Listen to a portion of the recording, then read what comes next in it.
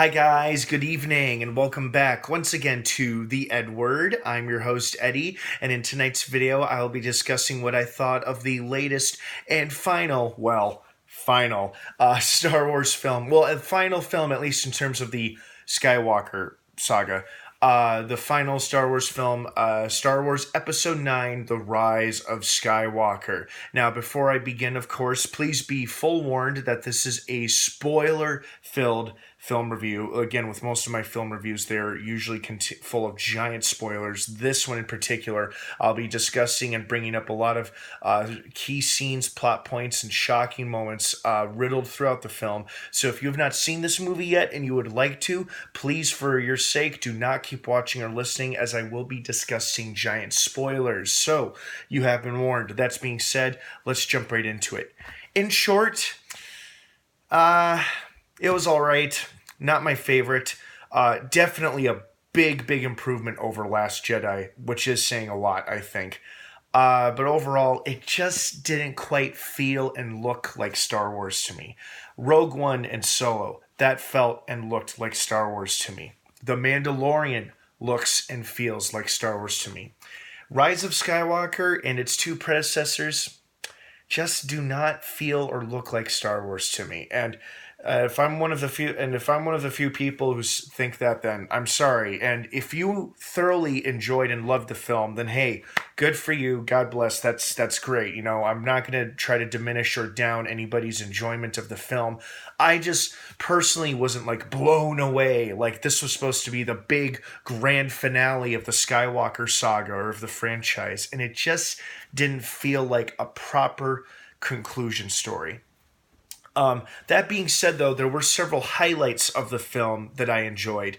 I mean, as a whole, I guess I liked the movie, but I felt like I enjoyed it more when it was in pieces. For example, there's great chemistry between Daisy Ridley, John Boyega, and Oscar Isaacs.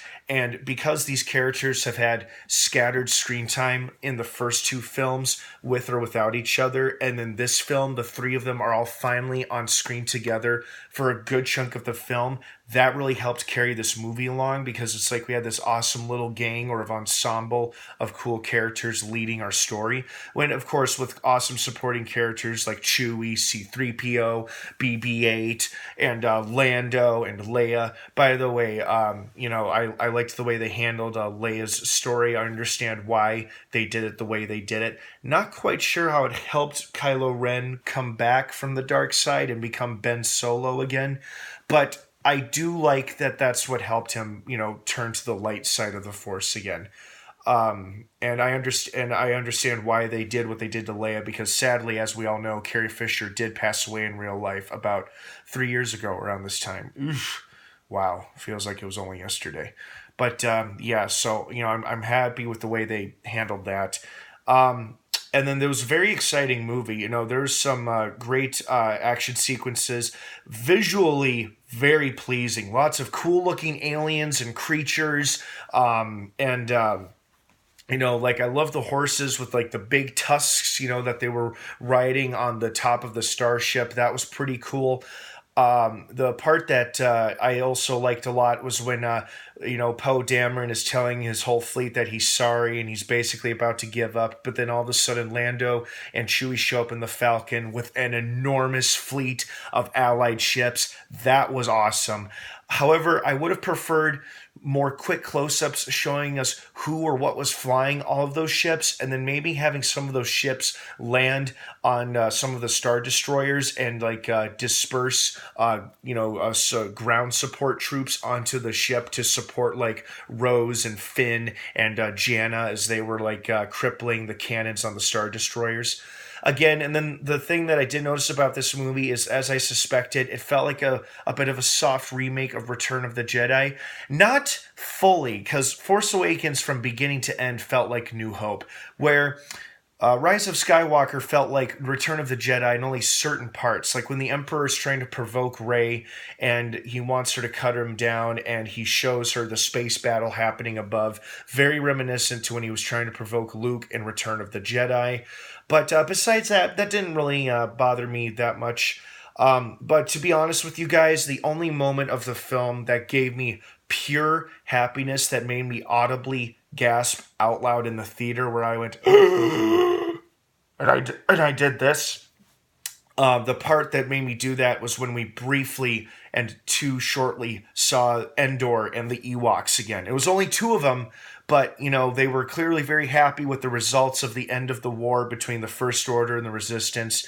And that was awesome. You know, you guys know me. I love, love, love the Ewoks, but you know, that was really the probably the biggest highlight of the film for me. Was as brief as that was, is that just seeing the Ewoks there and the reaction to the Star Destroyer falling out of the sky.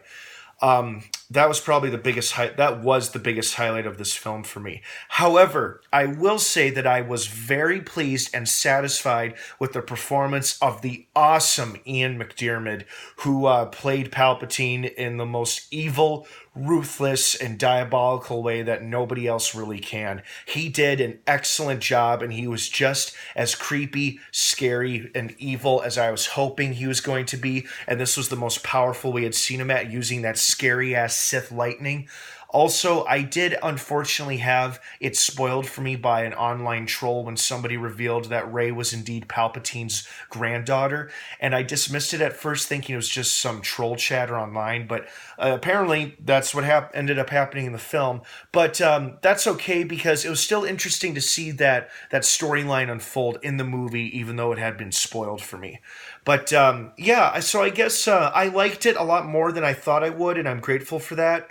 As a good friend of mine said a few years ago after we watched Justice League together, he said, well, I'm not angry. So I feel grateful for that too, that I'm not like angry or seething in frustration. But I guess I feel, you know, mostly satisfied. You know, as an improvement from Last Jedi. Still not a perfect film, but I didn't want a perfect movie. I just wanted to be entertained.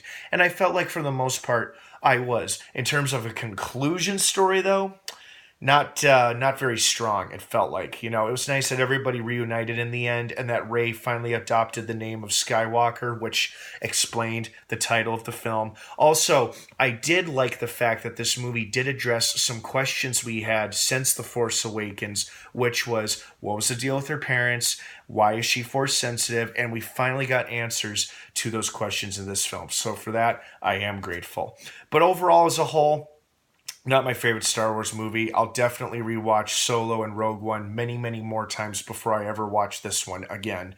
And when I do see it again, maybe I'll like it more a second time, maybe not, I'm not sure. But hey, when I do see it again, at least I'll have that brief scene towards the end where we get to see the Ewoks one last time. So that was a highlight. Okay, guys, thank you so much for watching this film review. I hope you enjoyed the movie as much as I did, if not more than I did. Thanks again for watching. I hope you have a great rest of the night. The Rise of Skywalker is now playing in theaters everywhere. Beware of spoilers. They are also everywhere. Okay, guys, have a good night. Thanks again for watching. And of course, until next time, may the Force be with you.